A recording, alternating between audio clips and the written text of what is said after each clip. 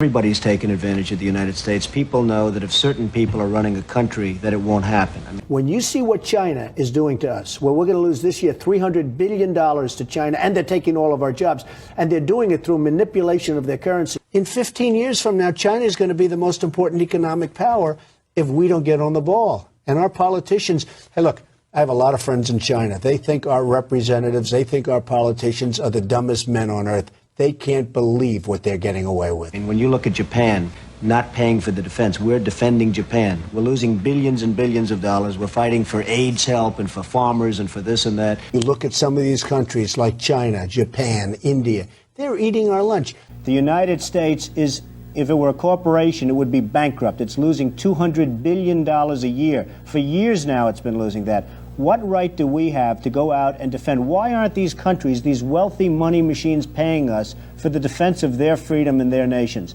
Why aren't they paying us?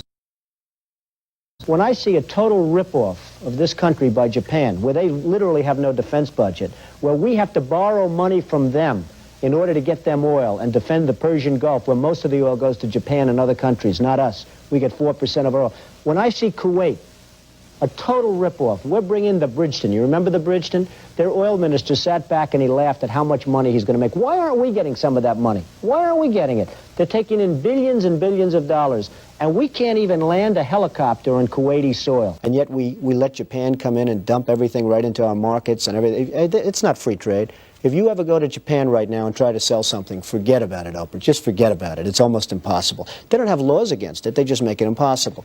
They come over here, they sell their cars, their VCRs, they knock the hell out of our companies. The one word that nobody up on the panel has mentioned is the word depression. And I truly feel that this country right now is in a depression. It's not a recession.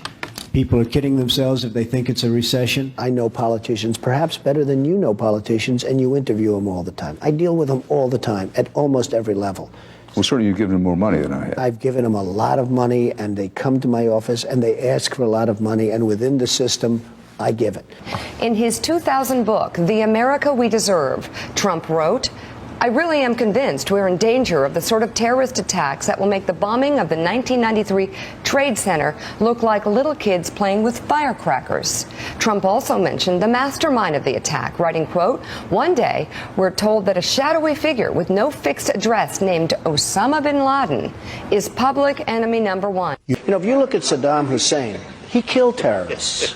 I'm not saying he was an angel, It's a check and but balance. this guy killed terrorists. Now Iraq is a breeding ground for terrorists. That's where everybody goes to learn all of the problems. Iran's not looking over their shoulder. And we have North Korea. We have all these problems, and we're boggled down in Iraq. Many millions of people that feel that this country is certainly not what it used to be, that's an understatement. But I understand the Chinese, and I deal with them all the time. Now, this is before they thought I might run for president. They consider our leaders extremely stupid people. They cannot believe what they get away with. And all you have to do is look at Michigan and look at Ohio and look at all of these places where so many of their jobs and their companies are just leaving. They're gone. And Hillary, I just ask you this. You've been doing this for 30 years. Why are you just thinking about these solutions right now? For 30 years you've been doing it, and now you're just starting to think of solutions. We will make America great again.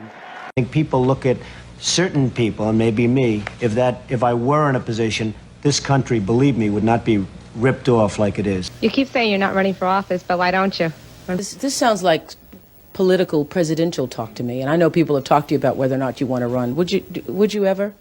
Probably not, but I do get tired of seeing the country ripped. They say a job like president requires a big ego. Now, do you think you can handle it? I'm not sure my ego is big enough. That's one of the things which I can... Really? Can I write that down? You can write. I don't think they want so much me. I think they want my ideas, what I represent. I think we do need people like you running trading negotiations and diplomacy, frankly, with these countries. This country needs somebody that can do a great job. This politics is a dirty business, I have to tell you. And I've never seen people able to pivot like politicians.